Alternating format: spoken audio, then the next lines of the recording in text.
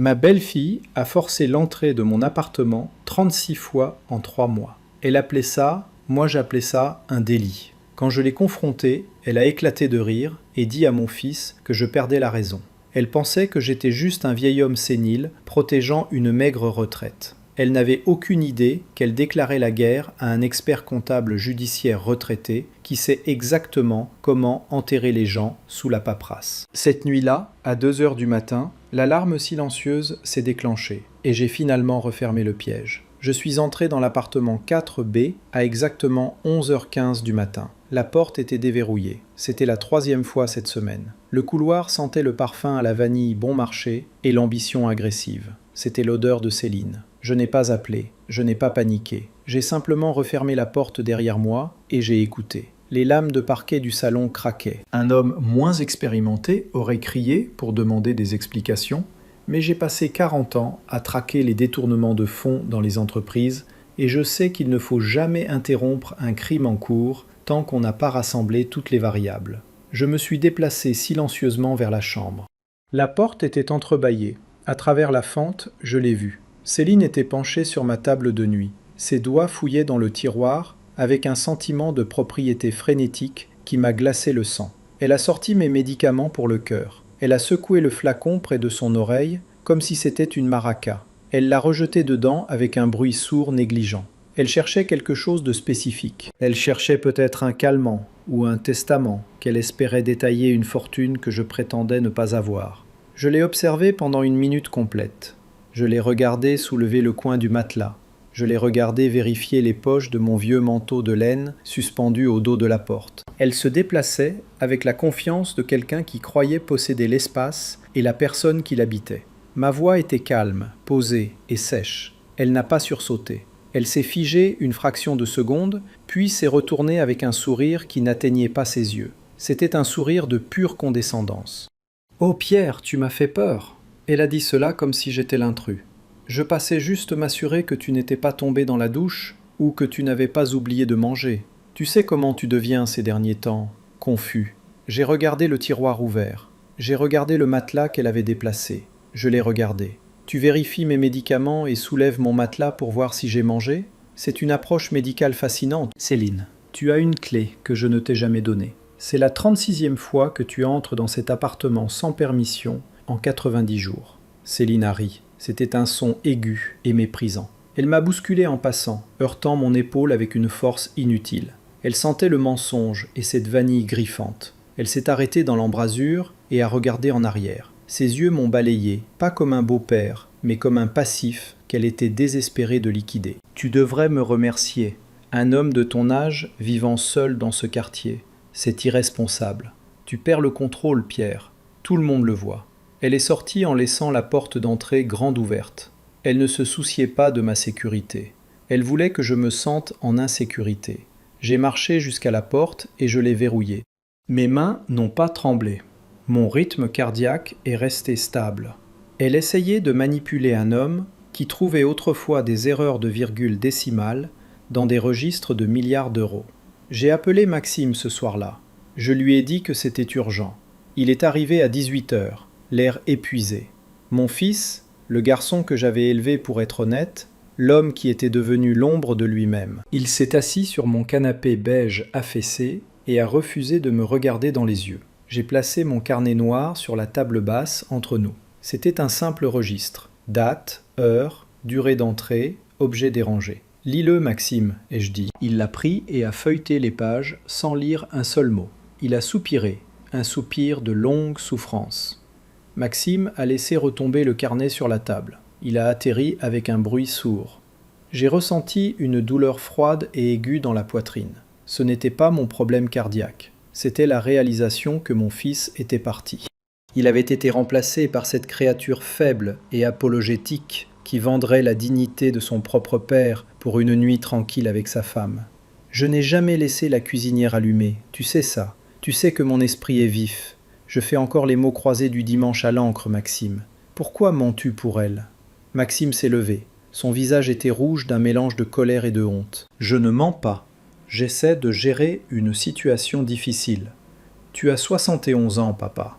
Tu vis dans un appartement HLM qui sent la poussière. Tu n'as pas de patrimoine. Nous essayons de comprendre quoi faire de toi. Céline pense qu'on devrait regarder les maisons de retraite, des endroits où des professionnels peuvent s'occuper de tes épisodes. Épisode. Le mot a flotté comme une fumée toxique. Il construisait un narratif. Il montait un dossier d'incompétence. S'il pouvait prouver que j'étais sénile, il pourrait prendre la tutelle. Je me suis levé et j'ai regardé mon fils dans les yeux. Il a tressailli. Je ne vais pas dans une maison, Maxime, et je n'ai pas d'épisode. Je te dis que ta femme est une voleuse et une menteuse, et tu la laisses faire parce que tu es trop faible. Maxime a attrapé sa veste. J'en ai fini. Si tu continues à attaquer Céline, nous allons devoir prendre des mesures légales pour te protéger de toi-même. Il est sorti.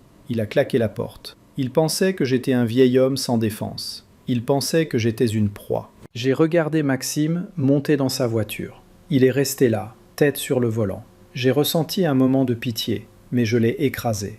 La pitié vous fait tuer. Le lendemain matin, je me suis réveillé avec l'instinct d'un homme qui sait que son périmètre a été violé. J'ai suivi ma routine. Café noir, toast sec. Je me suis assis à mon bureau. J'y gardais une pile de dossiers L'Heure, des papiers étiquetés quote 15 et quote 16. Je les avais disposés dans un motif géométrique spécifique. Le dossier bleu avait bougé, décalé d'un demi-centimètre. Céline était revenue dans la nuit. J'avais dormi à travers ça. Cela me terrifiait. J'ai vérifié le contenu. Rien ne manquait.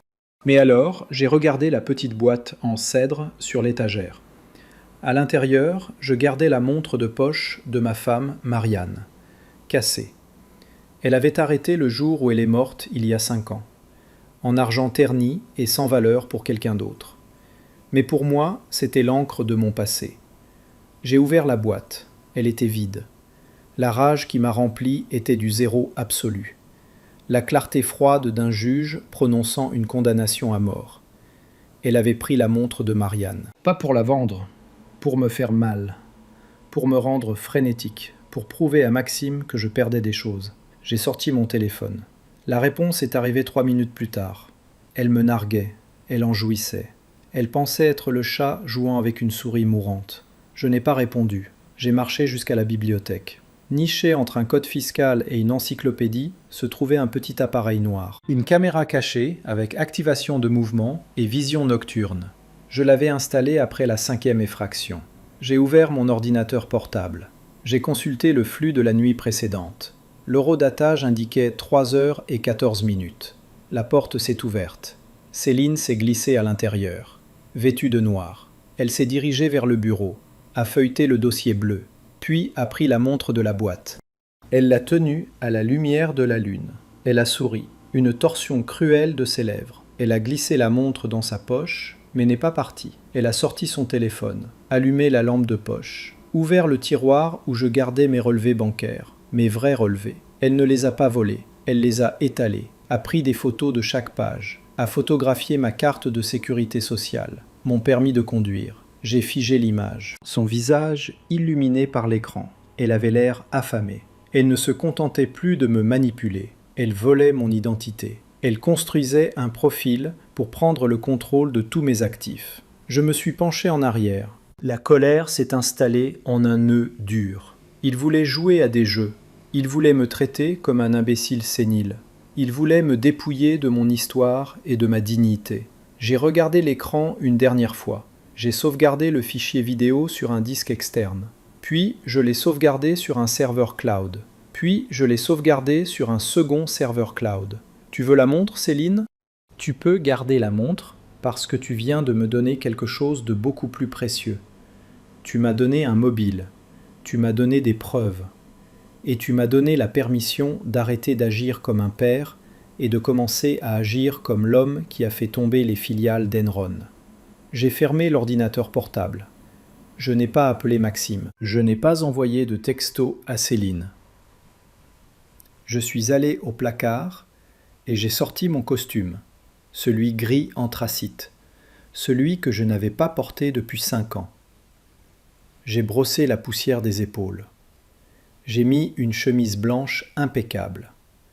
J'ai noué ma cravate avec un nœud Windsor parfait. Je me suis regardé dans le miroir. Le vieil homme fatigué était parti. Pierre Moreau était de retour. Il était temps de rendre visite à Béatrice. Il était temps d'ouvrir les portes de l'enfer. Les portes de verre de l'immeuble Dubois et Leclerc reflétaient un homme que je n'avais pas vu depuis longtemps. Le costume anthracite était un peu plus ample qu'avant, mais la posture était la même. J'ai marché devant le bureau de sécurité avec un regard qui les défiait de me demander une pièce d'identité. Je ne me suis pas arrêté à la réception du 40 étages. Le jeune homme derrière le comptoir en marbre a commencé à se lever. Je me suis contenté de lever une main et j'ai continué à marcher vers le bureau d'angle. Je lui ai dit de dire à Madame Leclerc que l'auditeur était là. J'ai ouvert les lourdes portes doubles en chêne sans frapper. Béatrice Leclerc se tenait près de la fenêtre, regardant l'horizon de Paris. Elle ne s'est pas retournée immédiatement. Elle a pris une gorgée d'un verre en cristal. Béatrice avait 60 ans et une réputation qui faisait pleurer les PDG adultes lors des dépositions. C'était un requin en chemisier de soie. Elle s'est retournée lentement. Ses yeux se sont plissés, puis élargis, juste d'une fraction. Elle a dit mon nom comme si c'était une histoire de fantôme. J'ai entendu dire que tu avais pris ta retraite. J'ai entendu dire que tu vivais la vie simple dans un appartement social en banlieue. J'ai fermé la porte et l'ai verrouillée. Le clic a résonné dans la pièce massive. J'essayais vraiment, mais la retraite ne semble pas convenir à ma famille. Je me suis assis dans le fauteuil en cuir en face de son bureau. J'ai placé la clé USB sur la surface en acajou poli. Elle semblait petite et insignifiante contre l'immensité de son espace de travail. Béatrice s'est assise. Elle a regardé la clé, puis moi. Ai-je dit. Elle l'a branchée dans son ordinateur portable. J'ai regardé son visage pendant que les images se déroulaient. Je savais exactement ce qu'elle voyait. Elle voyait l'horodatage. Elle voyait l'entrée non autorisée. Elle voyait le vol de la montre. Mais alors elle s'est penchée en avant. Son masque professionnel a glissé. Elle a vu Céline photographier les documents. Béatrice a mis en pause la vidéo. Elle m'a regardé avec une acuité qui pouvait couper le verre. Elle ne vole pas juste des bibelots, Pierre. Elle construit un profil. C'est du vol d'identité. C'est de la maltraitance envers les personnes âgées. Elle photographie ton numéro de sécurité sociale. Elle se prépare à te liquider. J'ai hoché la tête. Je me suis penché en arrière et j'ai croisé les jambes. Je sais, elle pense que je suis sénile. Elle pense que je suis un vieil homme confus. Elle a passé 3 mois à me manipuler, déplaçant mes papiers, volant de petits objets, disant à mon fils que je perds la tête. Elle veut me mettre dans une maison, Béa. Elle veut la tutelle. Béatrice a bu un coup. Elle a claqué le verre. Nous pouvons déposer une ordonnance restrictive aujourd'hui. Nous pouvons la poursuivre pour dommages civils. Je peux avoir un huissier à sa porte au coucher du soleil, lui remettant des papiers qui lui feront tourner la tête. J'ai secoué la tête. Je me suis levé et j'ai marché jusqu'à la fenêtre. J'ai regardé la ville en bas. Je me souvenais de la dernière fois que j'étais dans ce bureau. C'était il y a 10 ans. Nous venions de terminer l'audit sur le compte Peterson. J'avais trouvé 40 millions cachés dans des sociétés écrans aux îles Caïmans. Je ne les avais pas trouvés en regardant les relevés bancaires. Je les avais trouvés en regardant le comportement du directeur financier. Je ne suis pas une victime, Béatrice. Tu sais ce que je faisais avant. Tu sais qui je suis. Béatrice a souri. C'était un sourire froid et terrifiant. Je me suis retourné vers elle. Béatrice a tapé ses doigts sur le bureau. Elle calculait. Elle voyait l'échiquier. Si tu veux des accusations criminelles, tu as besoin de plus que ça. Cette vidéo est bonne. Mais un bon avocat pourrait arguer qu'elle avait un consentement implicite. Nous avons besoin d'intention. Nous devons prouver qu'elle avait l'intention de voler des actifs substantiels. Je suis retourné au bureau. J'ai baissé la voix. Béatrice a hoché la tête. Béatrice a levé un sourcil. Elle écoutait attentivement maintenant. J'ai expliqué le plan. J'ai expliqué le coffre-fort que j'allais laisser derrière. J'ai expliqué les rumeurs que j'allais planter sur l'argent liquide. Béatrice a écouté. Ses yeux se sont illuminés. Elle en voyait la beauté. Si Céline s'introduisait dans une maison pour vérifier un vieil homme, c'était un différend domestique. Si elle s'introduisait dans une installation de stockage commercial pour percer un coffre-fort après s'être vu refuser l'accès, c'était du grand larcin et de l'espionnage industriel. C'était un délit fédéral, dit Béatrice doucement. Ai-je répondu. Béatrice a ouvert son ordinateur portable. Elle a commencé à taper. Je l'ai regardée travailler. J'ai ressenti une satisfaction froide. C'était un territoire familier. Ce n'était pas le chaos émotionnel des disputes familiales, c'était la loi. C'était cause et effet. Béatrice a levé les yeux de son écran. J'ai senti un tic dans ma mâchoire. J'ai pensé à Maxime, assis sur mon canapé, refusant de regarder l'épreuve. J'ai pensé à lui, me disant que j'avais des épisodes. J'ai pensé à lui, choisissant le chemin de la moindre résistance. Je lui ai donné une chance. Je lui ai montré le carnet. Je lui ai dit la vérité. Il l'a choisi, elle. S'il reste près du feu, il va se brûler. Je ne peux pas sauver quelqu'un qui refuse d'attraper la corde. Béatrice a hoché la tête. Elle comprenait. Dans notre domaine, on apprenait qu'on ne peut pas sauver tout le monde. Parfois, il faut laisser la structure s'effondrer pour éliminer la pourriture. Une dernière chose, ai-je dit. J'ai besoin d'une équipe. J'ai besoin que la police soit prête. Je ne veux pas qu'une voiture de patrouille arrive 20 minutes en retard. Je veux qu'ils soient pris en flagrant délit. Je veux les menottes sur leurs poignets avant qu'ils quittent la pièce. Béatrice a pris son téléphone. Je vais appeler le commissaire Martin. Il me doit une faveur. Il déteste les voleurs, surtout les voleurs qui s'attaquent aux personnes âgées. Elle s'est arrêtée et m'a regardé. Tu réalises qu'une fois qu'on fait ça, il n'y a pas de retour en arrière. Tu envoies ta belle-fille en prison, tu détruis le mariage de ton fils, tu seras seul. Je me suis levé et j'ai boutonné ma veste. J'ai regardé le reflet dans la fenêtre. J'ai vu le vieil homme que Céline voyait. Mais en dessous, j'ai vu le requin. J'ai été seul depuis que Marianne est morte. Béa. Je ne m'en suis juste pas rendu compte jusqu'à ce que je vois Céline peser mes médicaments pour le cœur. Je ne détruis pas une famille, j'enlève une tumeur. Je me suis dirigé vers la porte. Prépare les papiers, je déménage demain matin. Et Béatrice, assure-toi que l'accord de bail spécifie que le locataire conserve des dossiers fiscaux hautement confidentiels dans les locaux. Faisons en sorte que l'accusation porte une peine minimale obligatoire. Béatrice a souri. Considère que c'est fait. Bienvenue dans le jeu, Pierre. Je suis sorti du bureau. L'air dans le couloir semblait plus frais. Mon cœur battait d'un battement régulier et rythmé. Je n'étais plus triste. Je n'étais plus confus. J'étais opérationnel. J'avais une cible. J'avais un plan. Les déménageurs sont arrivés à 4h45 du matin. Ce n'étaient pas les étudiants débraillés qu'on engage pour déménager un canapé. C'étaient des hommes sur la liste de paie de Moreau Holdings. Ils portaient des combinaisons grises sans logo. Ils bougeaient avec l'efficacité silencieuse d'une équipe tactique. Je me tenais dans le coin du salon, buvant ma dernière tasse de café. Je les regardais faire rouler le coffre-fort. C'était une bête. Un Diebold antique des années 1920. Fer noir et cadran en laiton, pesant près de 400 kilos.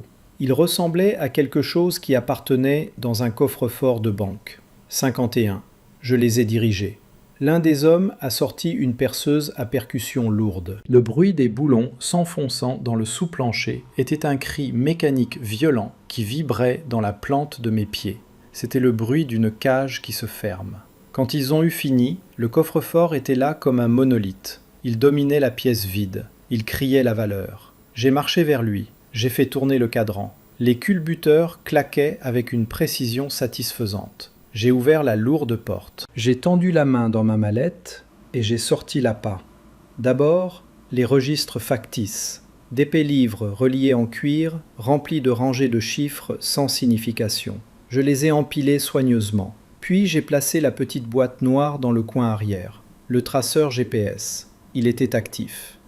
Il clignotait d'une lumière rouge, lente et régulière. Finalement, j'ai placé le dossier Manila sur le dessus. Succession de Pierre Moreau, confidentiel. À l'intérieur se trouvait la feuille de papier unique avec le solde du compte. Juste le total. J'ai fermé la porte. J'ai fait tourner le cadran. Je l'ai verrouillé. Ensuite vint la signalisation. Béatrice les avait envoyées par coursier. Ce n'étaient pas des notes manuscrites. C'étaient des plaquettes officielles, plastifiées, mandatées par les normes de conformité fédérales. J'ai collé la première étiquette sur le coffre-fort, la seconde à l'intérieur de la porte d'entrée.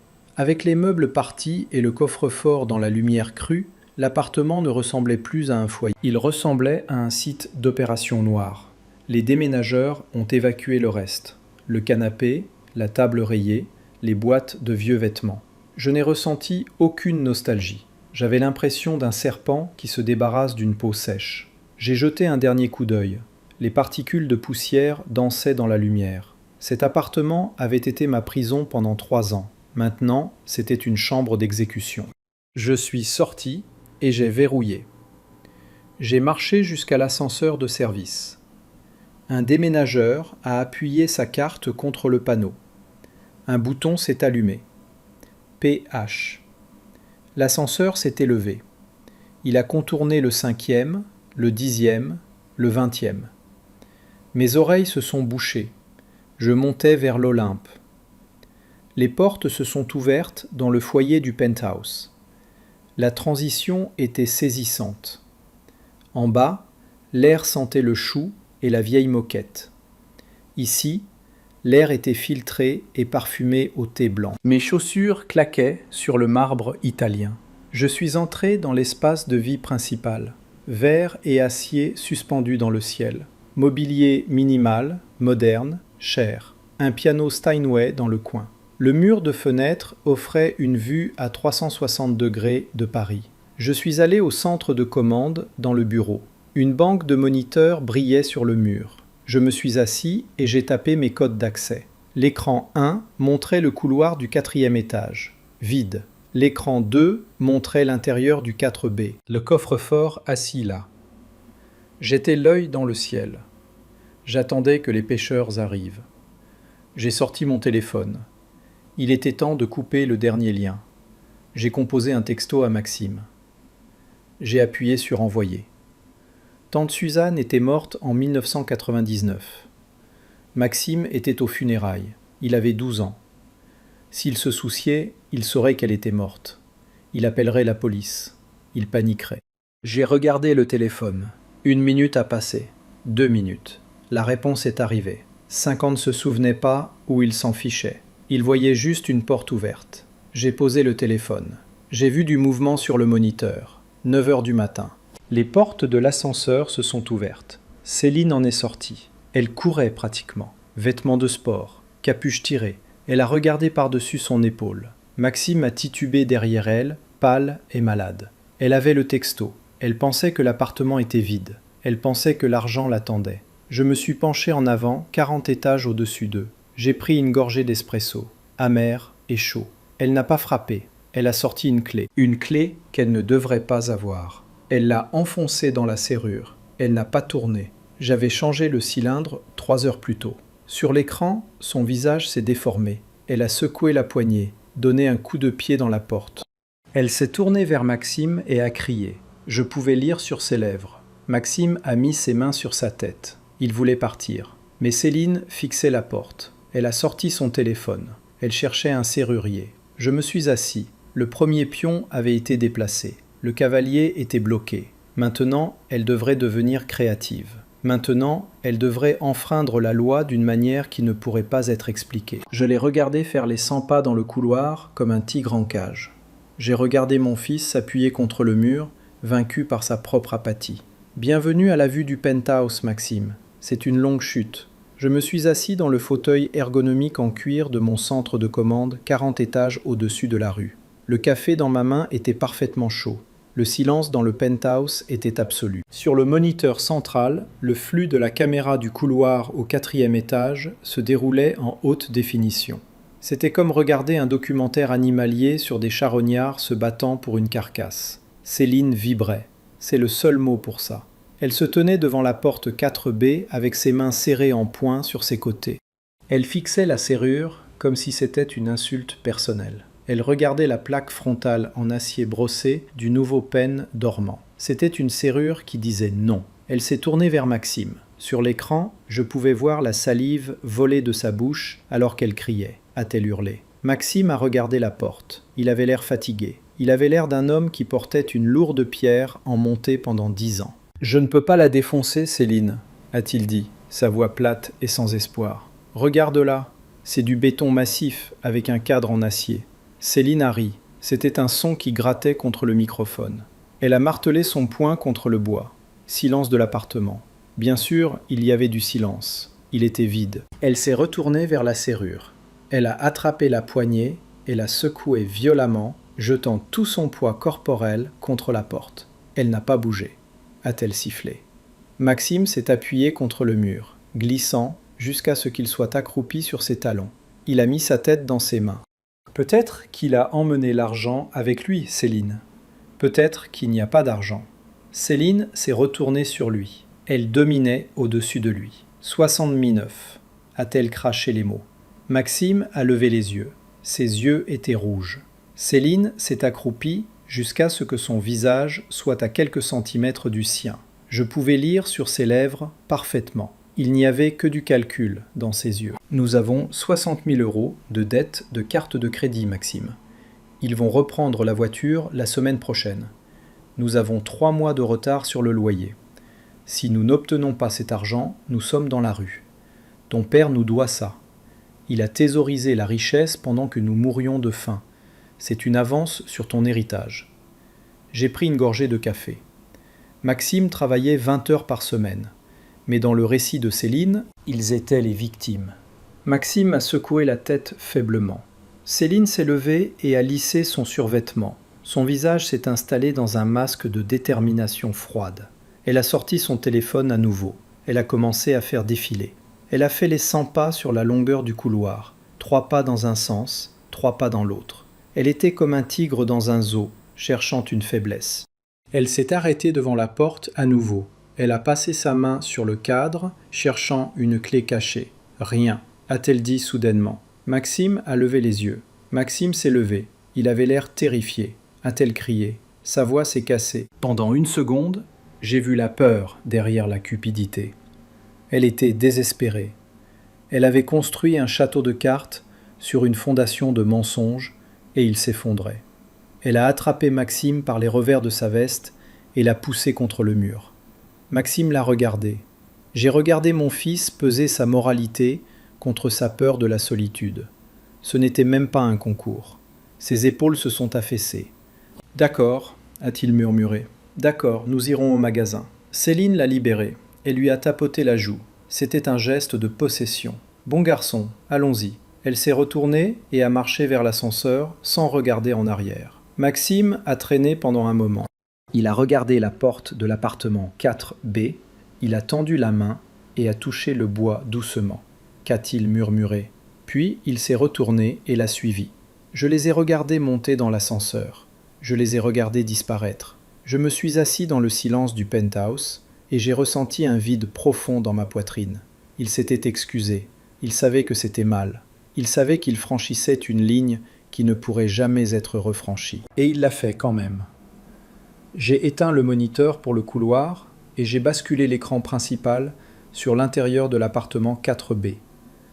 Le coffre-fort était assis là dans l'obscurité, sa lumière GPS rouge clignotant lentement comme un battement de cœur. Boum, boum, boum. Il les attendait. L'appât était placé. Le piège était amorcé. Ils allaient au magasin de bricolage pour acheter les instruments de leur propre destruction. J'ai pris mon téléphone et j'ai composé le numéro de Béatrice. « Ils viennent de partir », ai-je dit, ma voix stable. « Ils vont acheter des outils. Ils reviennent cette nuit. Dis au commissaire d'avoir son équipe prête pour 2 heures du matin. » Béatrice n'a pas demandé comment je savais. A-t-elle demandé, ai-je dit. Il y a eu une pause sur la ligne, ai-je répondu. J'ai raccroché. Je me suis levé et j'ai marché jusqu'à la fenêtre. La ville en dessous se réveillait. Des millions de personnes vacantes à leur vie. Là-bas, quelque part, mon fils et sa femme achetaient un pied de biche. Je serais prêt, je regarderais. Et quand ils briseraient ce sceau, ils découvriraient que la seule chose dans ce coffre-fort était la vérité. Et la vérité, comme on dit, vous libérera. Mais d'abord, elle vous passera les menottes. Le soleil a commencé à plonger derrière les canyons d'acier de la ville, projetant de longues ombres violettes sur le sol du penthouse. Je me suis assis dans l'obscurité, illuminé seulement par la lueur bleue froide du réseau de moniteurs. J'étais une sentinelle. J'étais un fantôme, hantant mon propre immeuble. À 17h45, Céline a joué sa dernière carte avant la violence. Elle est revenue dans le couloir, pas avec un pied de biche, mais avec un homme en bleu de travail graisseux portant un lourd sac d'outils. Un serrurier, pas un réputé. J'ai fait une recherche rapide. Parfait pour Céline. J'ai zoomé. Je les ai regardés se disputer dans le couloir. Céline gesticulait sauvagement, pointant vers la porte. Elle filait un mensonge. Mon père est malade à l'intérieur. Il s'est enfermé. Nous avons perdu la clé. Le serrurier avait l'air ennuyé. Il s'est agenouillé pour inspecter la serrure. C'était le test du matériel. J'avais installé un pen dormant Medeco Maxim. C'est le genre de serrure qu'ils utilisent sur les ambassades. Le serrurier a jeté un coup d'œil au trou de serrure. Il a passé son pouce sur la plaque frontale en acier durci. Il s'est levé et a secoué la tête. Je l'ai vu articuler les mots « quote 96 ». Céline a attrapé son bras. Elle a sorti une liasse d'argent de son sac à main. Elle a essayé de le fourrer dans sa poche. Le serrurier a reculé. Il a pointé vers la caméra dans le luminaire. Il l'avait repéré. Il n'était pas stupide. Il ne voulait pas être filmé en train de forcer une serrure pour quelqu'un qui prétendait avoir une clé. Il a dit quelque chose que je ne pouvais pas entendre. Mais Céline a explosé. Elle a crié.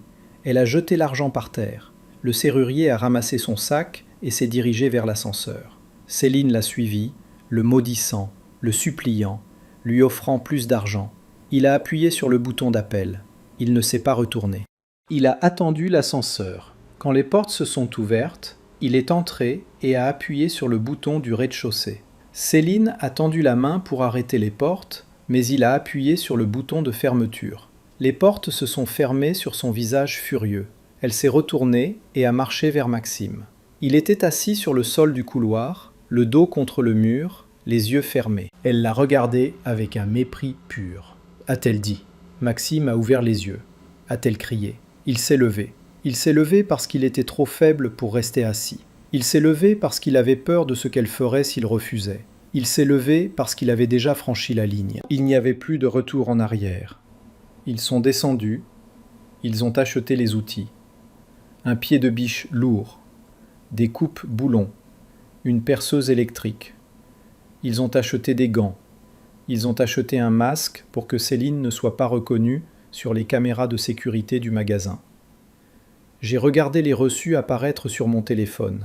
J'avais un accord avec le propriétaire du magasin. Tous les achats de plus de 500 € étaient signalés. Céline avait dépensé 847 €. Elle avait acheté les instruments de son propre emprisonnement. À 23h47, ils sont revenus. Je les ai regardés sortir de l'ascenseur au 4e étage. Céline portait le pied de biche. Maxime portait la perceuse. Ils se sont arrêtés devant la porte 4B. Céline a regardé par-dessus son épaule. Elle a regardé la caméra. Elle savait qu'elle était là. Elle s'en fichait. Elle a levé le pied de biche. Elle a visé le cadre de la porte, juste à côté de la serrure. Elle a frappé. Le bruit a résonné dans le couloir. C'était un son de verre qui se brise, de bois qui se fend, de limites qui se franchissent. Elle a frappé à nouveau. Et encore. Et encore. À 23h52, la porte a cédé. À 23h53, elle a franchi le seuil. À 23h54, elle a vu le coffre-fort. À 23h55, elle a commencé à le percer. À 23h58, les sirènes ont commencé. J'ai regardé les voitures de police arriver sur le moniteur de la rue. J'ai regardé les agents en uniforme monter par l'escalier.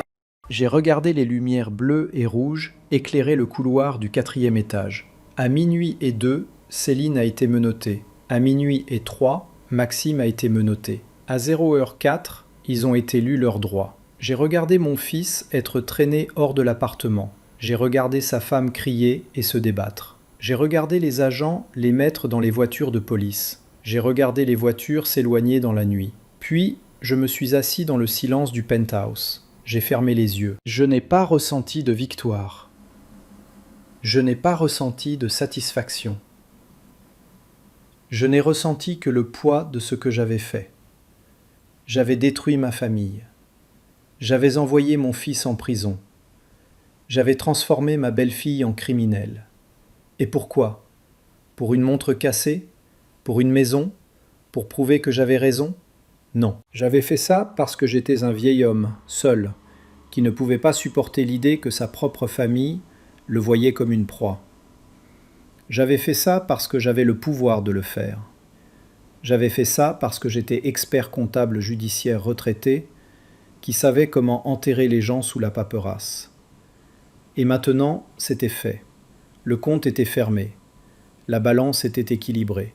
Et je me tenais seul, au sommet d'un immeuble, regardant une ville qui ne me connaissait pas, ne me voyait pas, ne se souciait pas de moi. C'était le prix de la victoire, c'était le coût de la vengeance. C'était la raison pour laquelle les hommes sages disent que la vengeance est un plat qui se sert froid. Parce qu'une fois que vous l'avez mangé, vous découvrez qu'il n'a aucun goût. Merci d'avoir écouté mon histoire. Si elle t'a touché, laisse un like. Écris en commentaire ce qui t'a le plus parlé et abonne-toi à la chaîne. Beaucoup d'autres histoires arrivent. Ce n'est pas la fin de la mienne, c'est seulement le début de quelque chose de meilleur.